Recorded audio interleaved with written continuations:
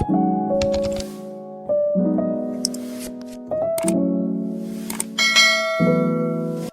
वालेकुम दोस्तों, उम्मीद करता हूँ कि आप खैर खैरियत से होंगे। Welcome to my YouTube channel.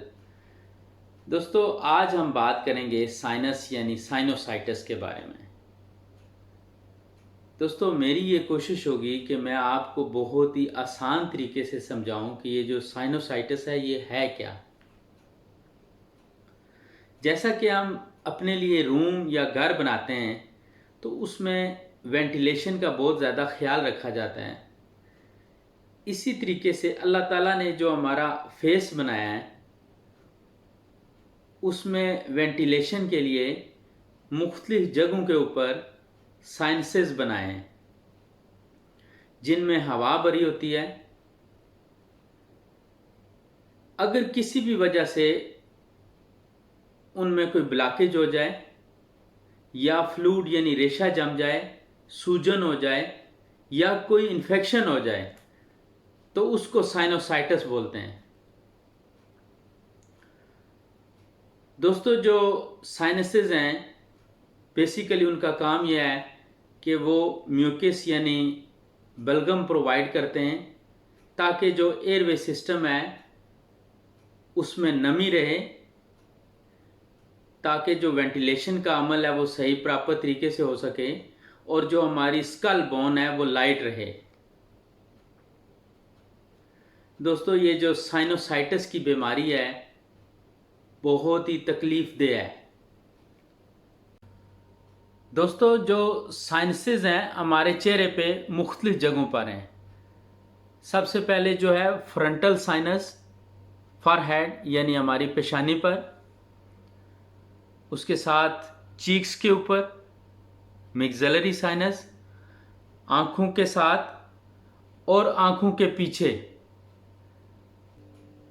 दोस्तों, अब हम बात करेंगे कि जो साइनोसाइटिस है उसकी अलामात क्या हैं। सबसे पहले जो नाक है उसमें स्वेलिंग यानी सूजन हो जाती है। नाक में से बहुत गाढ़ा थिक बलगम यानी रेशा निकलता है जो गले में भी गिरता है। उसके साथ साथ आपकी नाक जो है वो हर वक्त बंद रहती है जिसकी वजह से नाक के रास्ते सांस लेने में दिक्कत होती है। दोस्तों, जो आपके चीक्स हैं, नाक और पेशानी, इसमें दर्द और टेंडरनेस सूजन रहती है। पेन और प्रेशर इन द आइज। उसके साथ साथ आपके कान और दांतों के अंदर ईचिंग यानी खारिश हो सकती है। उसके साथ साथ जो सूंघने की सलाहियत है वो या तो ख़त्म हो जाती है या बहुत कम हो जाती है। मुंह का जो टेस्ट है वो ख़राब हो जाता है, मुंह से स्मेल आ सकती है। उसके साथ साथ आपका जो गला है उसमें हर वक्त खराश रहती है,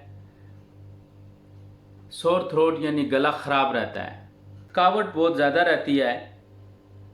उसके साथ साथ जो सीजनल नज़ला ज़ुकाम बुखार है उसमें जो क्रोनिक साइनोसाइटिस के पेशेंट हैं उनको बहुत ज़्यादा तकलीफ़ होती है। वो अपने सिर को राइट लेफ्ट या अप एंड डाउन करेंगे तो उनको बहुत ज़्यादा दर्द और बोझ महसूस होता है सर पे। दोस्तों, एक जो साइनोसाइटिस का पेशेंट है उसने बताया है कि स्पेशली जब वो नमाज के लिए सजदे में जाता है तो इतना ज़्यादा दर्द होता है और इतना ज़्यादा सर पे बोझ होता है कि वो अपना सर जो है वो उठा नहीं सकता। अब हम बात करेंगे कि जो साइनोसाइटिस है उसकी ट्रीटमेंट या इलाज क्या है। जैसा कि मैंने अपनी लास्ट वीडियो में बताया था कि साइनोसाइटिस के जो पेशेंट हैं उनका बेहतरीन और सस्ता इलाज जो है वो स्टीम इनहेलेशन है, गर्म पानी की भाप। दोस्तों, आप एक बर्तन में पानी गर्म करें, उसमें आप थोड़ी सी विक्स डाल सकते हैं, उसमें थोड़ा सा नमक डाल लें या विदाउट किसी चीज़ के आप जो है वो पानी को बॉयल करें। जब पानी अच्छा उबल जाए तो उसके अंदर जो है वो आप अगर कुछ चीज़ डालना चाहते हैं तो ठीक है, नहीं तो विदाउट किसी चीज़ के आप उसकी स्टीम लें। दोस्तों सादा ज़ुबान में अगर आपको मैं बताऊं तो साइनोसाइटिस जो है हमारे दिमाग में रेशा जम जाता है, उसको साइनोसाइटिस बोलते हैं। अगर आप भाप लेते हैं तो उससे जो रेशा है वो चलता है, बाहर आता है। एक और चीज़ जो है वो मैं आपको बताना चाहूँगा, जो क्रोनिक साइनोसाइटिस के पेशेंट हैं, जिनको पुराना साइनोसाइटिस है, उनके लिए एक ऐसी मेडिसिन है जिसको टिंचर बेंज़ेनको बोलते हैं।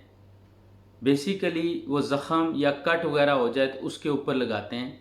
उसका आधा ढक्कन जो है वो आप डाल के उसकी भाप लेंगे तो जितना भी रेशा जमा हुआ है वो सारा आपका बाहर निकलेगा। उसके साथ साथ दोस्तों अपनी जो एलर्जी है उसको मैनेज करें। ये जो बार बार नज़ला, ज़ुकाम, खांसी वगैरह होती है उससे बचें। मास्क का इस्तेमाल करें। अगर आपको डस्ट एलर्जी है या पोलन एलर्जी है तो मास्क का इस्तेमाल करें। कोशिश करें कि जहाँ पे डस्ट ज़्यादा है वहाँ पे ना जाएं। जब आप अपनी एलर्जी को मैनेज करेंगे, एक कंटिन्यू एक गोली जो है वो एक टैबलेट रोज़ाना इस्तेमाल करेंगे तो आपकी एलर्जी जो है वो ठीक रहेगी, जिससे ये बीमारी आगे जाके साइनोसाइटिस में नहीं तब्दील होगी। दोस्तों कुछ लोगों की स्किन बहुत ज़्यादा सेंसिटिव होती है, या जो लेडीज़ हैं वो कोशिश करें कि जब वो भाप लें तो पानी को थोड़ा सा दूर रखें ताकि हीट की वजह से उनकी स्किन ख़राब ना हो, या पानी को थोड़ा सा ठंडा होने दें, उसके बाद जो है वो भाप लें। इसके साथ साथ कुछ स्टीरॉइड्स नेज़ल ड्रॉप्स दिए जाते हैं जो नाक को खोलते हैं। दोस्तों पेशेंट की हिस्ट्री के हिसाब से उसको 10 से 15 दिन के लिए एंटीबायोटिक्स भी दिए जाते हैं। दोस्तों इस सब ट्रीटमेंट के बाद भी अगर पेशेंट ठीक नहीं होता तो उसका जो आखिरी हल है वो सर्जरी है।